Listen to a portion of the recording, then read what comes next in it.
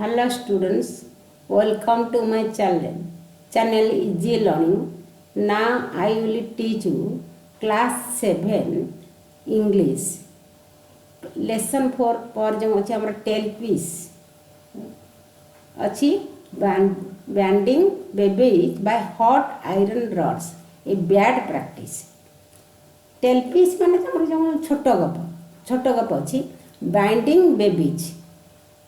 Binding babies माने अच्छी माने चेंक दबा binding babies hot bye hot iron rods माने तातिला लुहा छड़े चेंक दबा ये बैड प्रैक्टिस।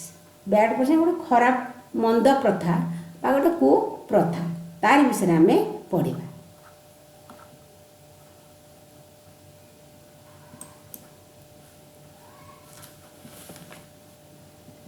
देख पिला माने हम तार प्री रीडिंग टा पढ़ा से देजे you have already read the lesson Birsa Munda. Birsa Munda fought against superstition in society. कुसंस्कार व अंधविश्वास विषय सोसाइटी किपरि से कौन करते लड़ी थे फॉट एग्नेस्ट केमी थरे कौन होता गोड़े गोटे घा होता से आसी क्वाक गाँव जो वैद्य थे पाखक जाते से गाँव वैद्य कही जे तमें ये घा भल तुम गोटे छेड़ीटे बड़ी दियो बड़ीदे तुम ये जो घाटी सुखब किंतु बिरसा कथा मानि नथिला। तेणुक ये कुसंस्कार विरुद्ध से लड़े आरंभ करते से कुसंस्कार आम अंधविश्वास से गोटे विषय आम पढ़ा कमी देख छवि देख पिला पेटर केमती लुहा चेंक दिखाई जहाँफल कि पिला सब पेटरे एत चेंक दिया जाए पिलाटी बंचब से तार विषय आम पढ़ा केमती केते भाया कुसंस्कार मंद प्रथा सब अच्छी आम आदिवासी जगह मानक। Read the following text to know about some other bad practice in our society. We will also know what we have to do. आमे तापे हम कौन करि परिबा जे आमे कौन करिबा को हेबो ता मध्ये हमें जानिबा। से कहछि look at the following newspaper heading and picture. आमे न्यूज़पेपर पिक्चर धेर देखो छवि देखो binding by hot iron rods kills 5 babies in Nabarangpur. Nabarangpur रे कोन लागी खबर कागज शिरोनाम छवि की देखो जे शिशु को ततला लुहा छड़े चेंक देवर 5 जन शिशु नवरंगपुर रे कौन होते कि मृत्युवरण करथिले। Binding by hot iron rods माने जो चेंक लुहा ततला लुहा चेंक देवा फल 5टा शिशु नवरंगपुर रे मृत्युवरण करथिले बुझल।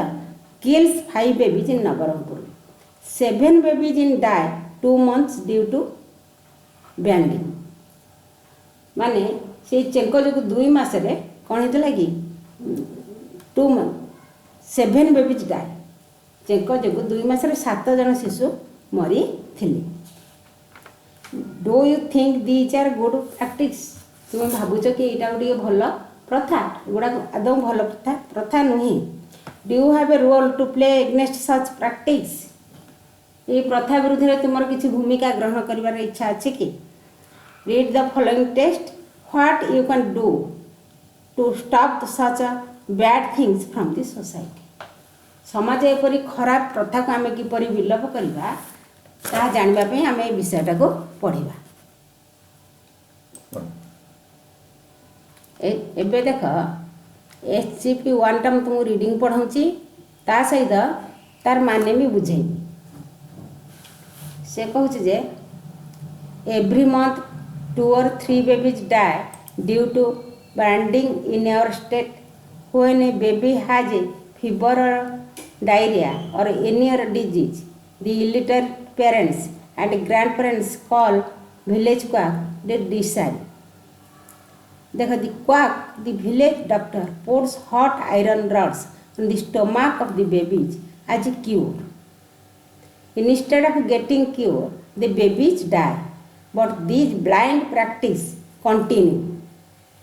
देख पिला मैंने गोटा बुझे दूसरी तुमको एवरी मंथ प्रति मास बुझला 2 or 3 बेबीज डाइज 2 ରୁ 3 जन शिशु कौन करते मृत्युवरण करते ड्यू टू माने कारण कौन due to branding in your state. Branding माने ये जो चेक देवा द्वारा शिशु 2-3 जन प्रति मास आम राज्य में मरुले। When a baby has a fever, जिते कौन शिशु को ज्वर होता बा डायरिया, डायरिया माने झाड़ा, बारंबार झाड़ा जा, और एनी अदर डिजीज, अन्य कौन रोग होता, अन्य कौन रोग होता, दि इलिटरेट पेरेंट्स, इलिटरेट माने हूँ इलिटरेट अपोजिट हूँ लिटरेट। इलिटरेट माने निरक्षर, पितामाता, पेरेंट्स माने पितामाता, एंड ग्रांड पेरेंट्स माने जेजे जेजेबापा जेजेमा, कॉल दि विलेज क्वाक, से माने कौन करते ग्राम थिबा वैद्य को से माने डाकुथिले, क्वाक डिसारी ताकू से डाकुथिले, डिसारी माने भी सैया ग्रामर वैद्य। दि क्वाक से ग्रामर वैद्य, the village doctor puts hot iron rods on the stomach of the baby as a cure. से गाँव जो डाक्तर जो डाक्तर आम कहचे जो वैद्य बोली कहचे, सी कौन करे डॉक्टर पुट्स कौन कर रखी दिए हॉट आयरन रड्स, मतलब ततला लुहा रड छुआर पेट उपर रखिदिए, स्टोमाक पेट उपर पाकस्थली जहाँ कहते स्टोमाक कहले पाकस्थली उपर रखिदिए for the baby as a cure. पिला मन को रखिदिए कहीं पिला मन आरोग्य से पाकस्थली उपर कौन करते ततला लुहा रड रखिदिए।